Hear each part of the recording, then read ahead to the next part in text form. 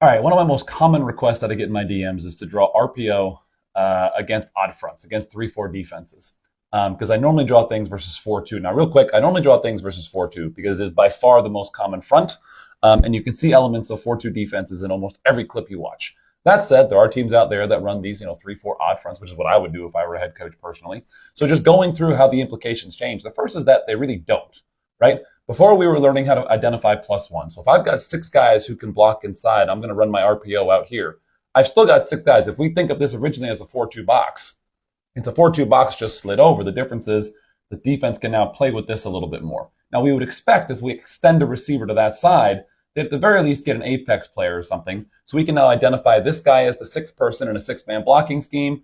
That guy becomes 7, which makes him our read guy, right? So now if we draw up just kind of inside zone going to the left, again, you can run whatever scheme you want, fold or whatever. But if we get that and we go split zone going that direction, we're reading off this player right here. I'm just going to put up a speed out as our RPO. We could either throw the out or hand the ball off. Now, what some of these odd front teams will do is they'll make it a little bit more difficult for you to know where someone's coming from, is that he might walk down and come off the edge. The first implication is that just means throw the ball.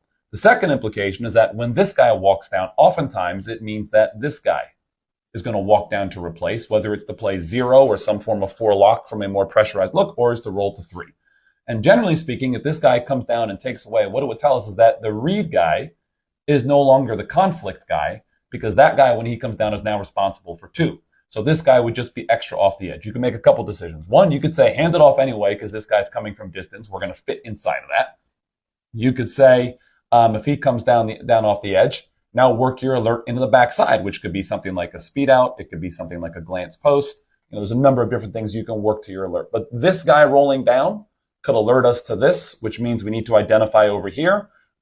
This guy staying and this guy coming would just means we're throwing the RPO. If he is apex and playing in space, then it's read just the same as a 4-2 box, because we really are still in a 4-2 box from a numbers implication. Obviously, the angles, leverage, and the scheme changes. Like these 6 guys have got to make a bigger adjustment than the guys on the outside and the quarterback.